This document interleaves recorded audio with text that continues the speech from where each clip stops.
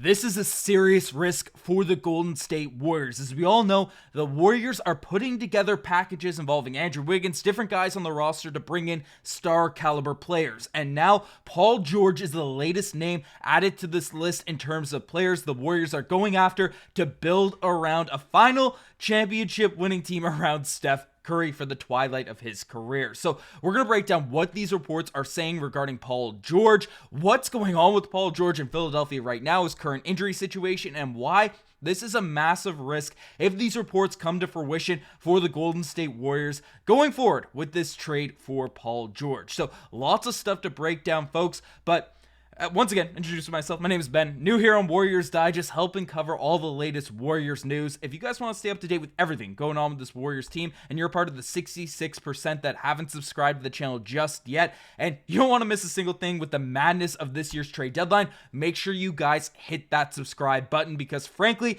things are going crazy right now in Golden State, across the NBA, everywhere. And now, things are getting pretty wild out here for GSW, because frankly, Paul George, he's a name that's familiar to a lot of, Warriors fans, given the fact that they almost got him out there in the offseason. There was a lot of buzz, a lot of chatter about the Warriors getting him out there in the offseason. The Athletic reported that the Warriors offered Chris Paul, Andrew Wiggins, Jonathan Kuminga, Moses Moody, a first-round pick, and some combination. So not all of them together, of course, but everyone was put on the table out there for Paul George to come to Golden State, and it definitely didn't include all the pieces, but proposed several variations of that deal to LA Clippers that they did not accept. So the Warriors have had clear interest in Paul George going back to just this offseason, and it makes sense with Paul George being a very good basketball player, a very talented guy. But it's been a tumultuous year out there in Philadelphia, but things have kind of hit the fan now across the NBA, and the Warriors look at the trades that went down. Luka Doncic, AD, De'Aaron Fox, and figure they can bring in some talent at a very, very cheap price. So let's break down what the new reports are saying. So essentially, the Golden State Warriors, according to Shams Charania, have inquired with the Philadelphia 76ers about a trade for Paul George. So that's right, you got the Shams stamp of approval. These reports are coming out hot and heavy, and Golden State is once again picking up from where they let off in the offseason, trying to bring in Paul George around Steph Curry, around this roster, as things continue to progress out here in the offseason. Now, Paul George this year has not been great. 17 points per game, 5.6 rebounds, 4.7 assists. He was shooting 37% from the three-point line, and a brutal 21% out there on corner threes. He is 34 years old, so not as old as Durant, certainly not as old as LeBron James, some of the other guys that have been named in recent reports out there for the Golden State Warriors, but certainly is a guy that he's still good at basketball. I mean, we're going to talk about the risks and his current injury situations, but I do want to say this video, even though it is a risk, Paul George out here on Golden State would be a very, very intriguing piece to add. He's one of the most shifty, one of the most smooth basketball players in the entire NBA, and pairing him alongside Steph Curry, if he can just stay relatively healthy, come out here with this Warriors roster, assuming you could keep some of, Jonathan Kuminga, some different guys, Podziemski, whoever the heck else is out here, you don't have to deal away in this Paul George trade. It's, he'd be a nice piece to just integrate out here into this roster. Don't get me wrong, but there are a few things that come to mind and, raise some red flags when going after Paul George, especially with how this Philadelphia 76ers team season has gone. So essentially, Paul George, he's dealt with a few injuries right now, and basically, it's George has just played 9 minutes with the Sixers since January 25th, and their win over the Chicago Bulls. Before having to exit, he injured with his fifth finger on his shooting hand and getting it awkwardly caught in the opposing player. Since then, the All-Star forward has been spotted wearing a splint as he recovers from the tendon injury. Head coach of the Sixers, Nick Nurse, came out and said that he got a splint or a bandage or a cast or whatever you want to call it. Nurse said he's played some live situations with it. I think he's getting closer to being ready to go. So right now, you can see in terms of his recent games, the game log out there for Paul George, if I can bring up the right sort of game log. He's been inactive for the past 4 games. He's been in and out of the lineup over the course of the season, dealt with some scary looking injuries out there early on in the year. So Paul George, the injury risk is certainly there. Now, the one he's currently out with, it's a hand injury, it's a finger injury. Of course, you need your fingers playing basketball. That's no surprise to anyone that's ever played. But Paul George, it's not like he's out right now with something that is going to keep him out for a very, very long time. But there's a serious risk when bringing in anyone that, even during the prime of their careers, has dealt with injury situations. And then, of course, now being older, there's a higher risk of him getting re-injured. But I personally think, and this might be the Warriors' mindset, trying to build around Steph Curry, trying to get this championship team off the ground, Paul George might be a really nice buy low piece to bring into this Warriors organization and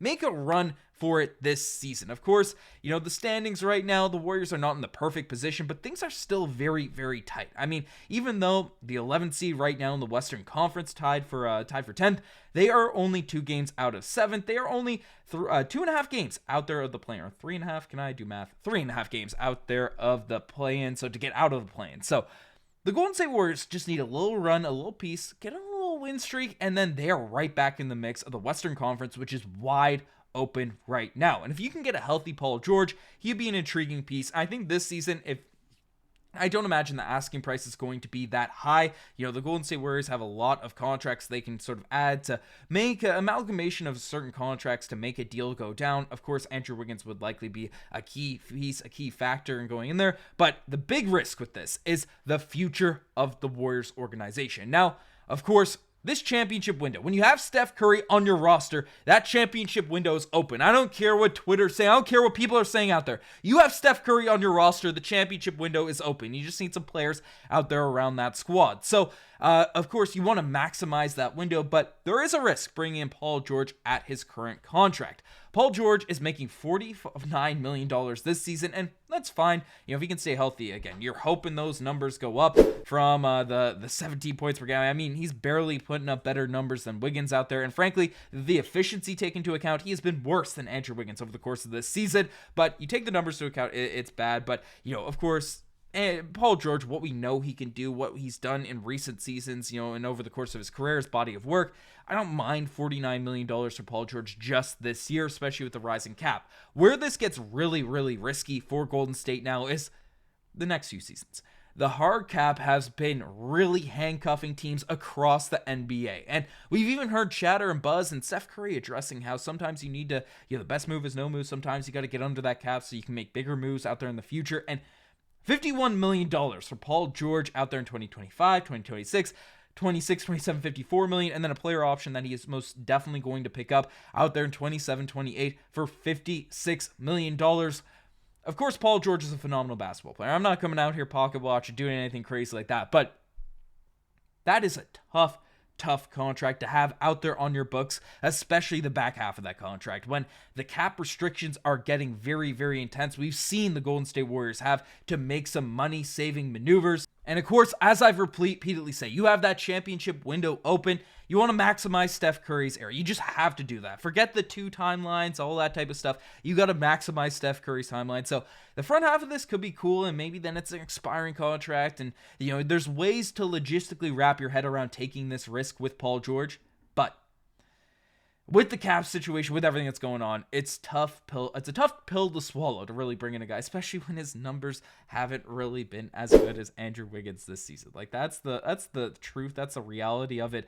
Paul George just hasn't been that great. You're betting on Paul George coming in. And then frankly, that's when you have to sort of look at and say, if you're the Golden State Warriors, you're not giving up a ton of assets. You're not giving up any picks. You're not giving up anything of value to the Philadelphia 76ers. And Philly, they're a mess of a team right now. They are not in a good position themselves, right? They're them in terms of the standings in the Eastern Conference. They're not even in the playoff picture, I guess similar to the Warriors. But, you can take a look at the difference between the East and West. The Warriors are a team right now that is 24-24, the 11th seed in the Western Conference. And while Philadelphia is this team, and if I can bring up the right screenshots, 19-29, and they're the 11th seed in the East. So it's a messy situation. It's crazy stuff going on. But let me know what you guys think about this trade. Do you want to see this happen in the comment section down below? Again, subscribe to the channel if you want to stay up to date with all the latest regarding this Golden State Warriors team. Anyways, I'm signing out. Cheers.